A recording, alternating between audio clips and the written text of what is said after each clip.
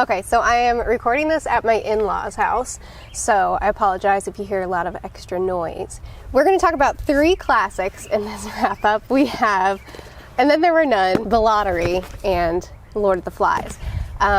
These 2 are going to be real quick spoiler-free thoughts, and then this bad boy we're going to have a big discussion on. This one I have a video already for. I did a 12-hour readathon, and I discussed it a lot there. This is my first Agatha Christie book, and I loved it. Apparently this is known as one of her best works, so I probably didn't start in the right place. I started in the right place to hook me and make me want to read all of her books, but apparently it's also set me up for expecting a little bit too much. But I really loved this. They were following, there was this, I guess it's a children's nursery rhyme.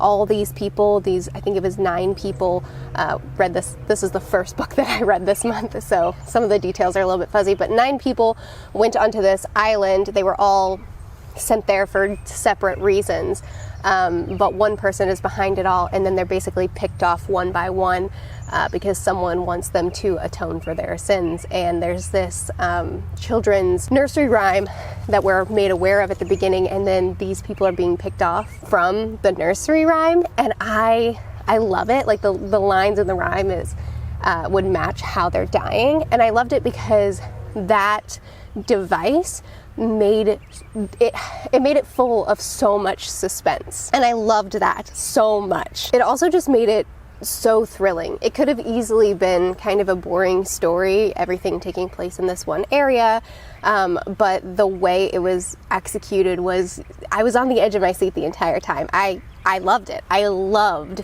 the experience of reading this book, and I want to read a lot more Agatha Christie. The Lottery, I don't really have anything to say about it. It's about this lottery that happens, and the winner of the lottery has to pay in a way that you wouldn't expect. And I did not expect the way this little pamphlet thingy turned out. I really don't want to say anything about it because it's so short, and because anything that there is to discuss doesn't happen until the very, very end. So I don't even know how to discuss this without spoilers. So I'll make sure to write a Goodreads review before this video goes up. And Goodreads is always linked in the description. So if you want some thoughts on it, check it out there, I guess. It was just really not what I was expecting. That's all I can say, spoiler free. And now we're going to talk about Lord of the Flies. So I did say in my reading vlog that I didn't like it. Hang on, let me put these books down. I have done a lot of thinking. I don't even know. So I think I didn't like it. Like, flat statement isn't entirely true because I haven't been able to get this book out of my head. I think about it way more than I usually think about books after they're done, which is awesome. And this was a buddy read for our Patreons, and we have had so much discussion over there, and I'm really glad for that because it's helped me to process my feelings for this book. And it's not that I just straight don't like it, I dislike things about it, but there are also things that I appreciate a lot. So anyway, I'm going to talk about this with spoilers. If you haven't read it yet and you still plan to, I would recommend clicking away because I don't want to discuss it without spoilers. I probably could, but I don't want to. So, spoilers, here they are. And this is kind of going to be a mind dump because I just finished this book the other day, and I've been processing it so much since then. So my thoughts aren't even fully formed, and I'm just going to talk to you about everything in my head at the moment. So Lord of the Flies. Wow, what a book.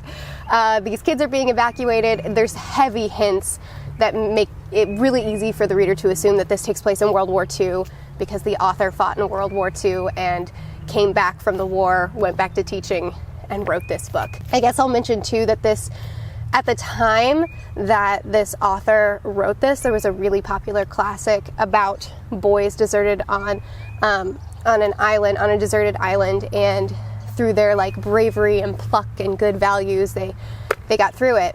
And those kids in that novel almost all have the same names as the main characters in this novel. So the author has been quoted to say that he wrote this in thinking, let's write something that reflects how kids would actually act if they were left on a deserted island.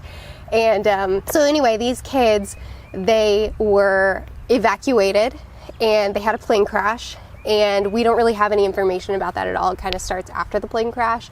There's this conch. They use it as a way to decide who's allowed to talk, and very, very, very quickly it descends into absolute chaos. It descends into a really bad society filled with bad morals and murders and bad decisions and treachery and backstabbing and a lot of things. My first reaction to this book was pretty negative. One, because if you look at it on the surface as just a story, it's pretty boring up until the very end. And then two, as I tried to dig into what this author was trying to say, it really felt like what he was trying to say was man is evil.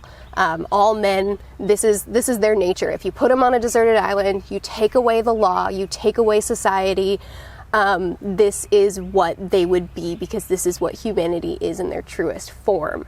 There's some very heavy allegories in this book that lean toward that sort of message. And I know the discussion of like man is inherently evil, man is inherently good. This is a discussion that we've had a lot. This is a discussion that people disagree on.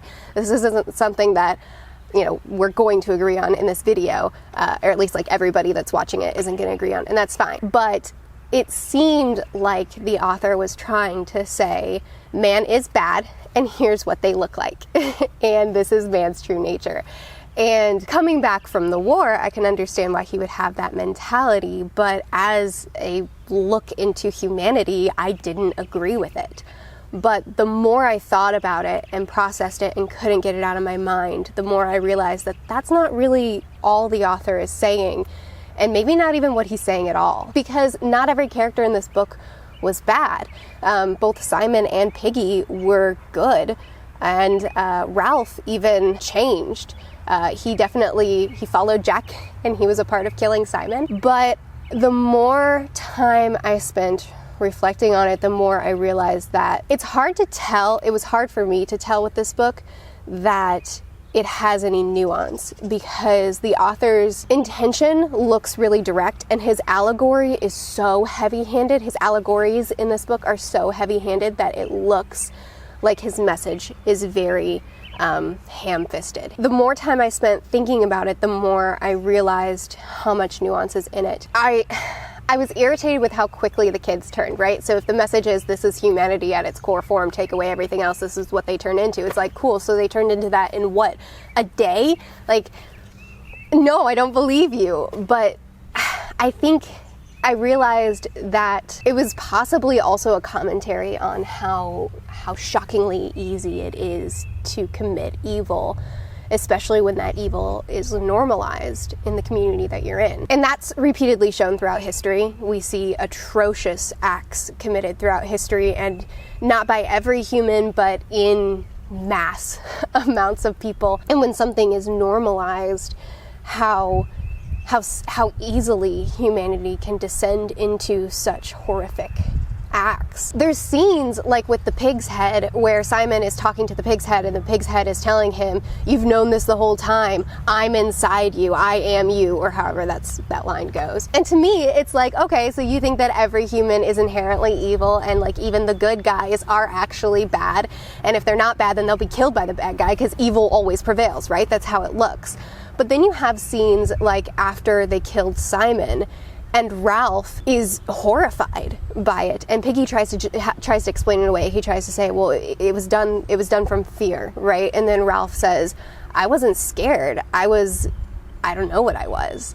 And I think that goes back to how easy it was once Jack started leading and once things started crumbling and evil started being just in their nature, just normalized amongst their group, and how easy it was for Ralph to just fall into that.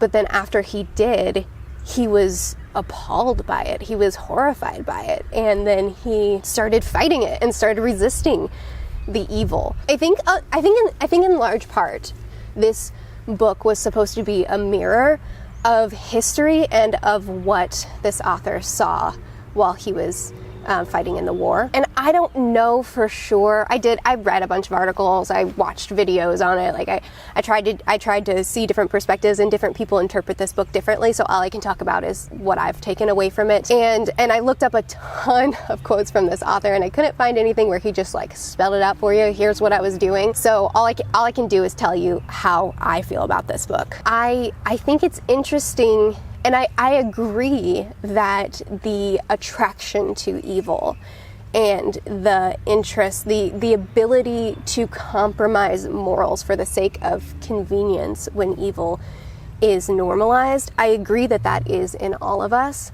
though I don't think I agree with this author on the extent that he believes it's there. I think if you strip a person bare, if you strip a person down to their core, you'll find different levels of attraction to evil, which is showcased in this book to an extent. But like, for instance, if you strip my husband to his core, he'd pretty much be the same person he is now. Take away laws, normalize evil, he'd still be basically the same person.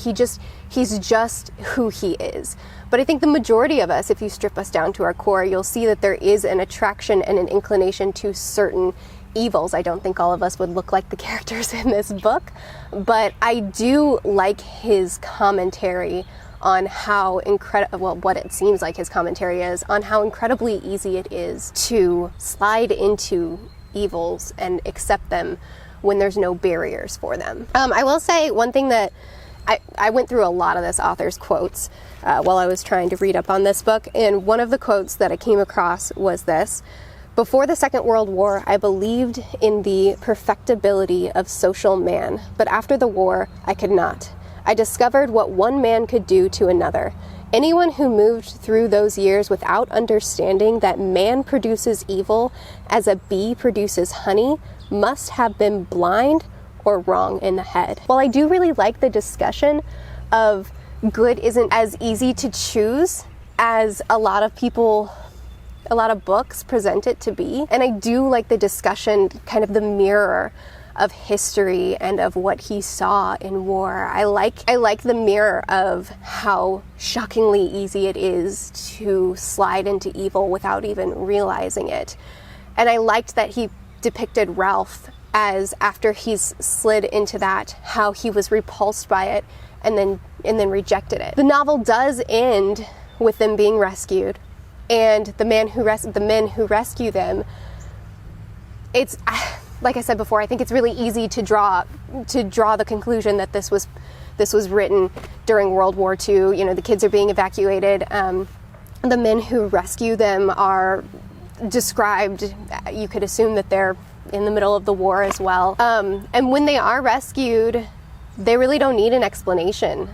When the kids try to explain themselves, the man just says, "No, I get it." And I think that that's meant to be, he gets it because it's in all of us. The beast is in us all. So he understands how the kids got here. And I like the discussion, but I don't agree with his philosophy that man produces evil as bees produce honey. I agree that some do, for sure, and many have.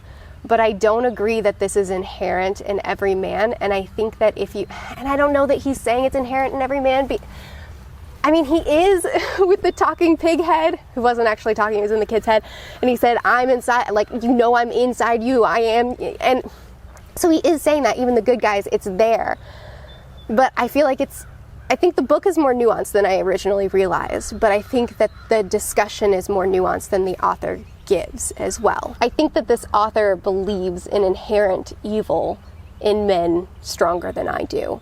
And so I don't agree with the author's philosophy, and I didn't enjoy reading the book, and I don't think it was a great execution of what the author was trying to portray. I think the allegories are so intense that it's easy to miss what he's actually trying to talk about, if my interpretation is even correct about what he's actually trying to talk about. So I didn't like the experience of reading the book. I don't think his execution was very good. But I do really like the discussion. So I really don't know how I feel about this book. I have such mixed feelings. And I think that if you talk to me about this book in another week, I'll have thought about it for 100 more hours, and I maybe will have a different perspective on it again, which makes me say, I get why it's a classic, because man, does it have layers to it. So those are my thoughts on The Lord of the Flies. This was basically just a review video for The Lord of the Flies. and I still don't know how I feel about it. So chat with me about it in the comments, please. I post videos every Sunday, Tuesday, Thursday, and Saturday. I'll see you guys again soon.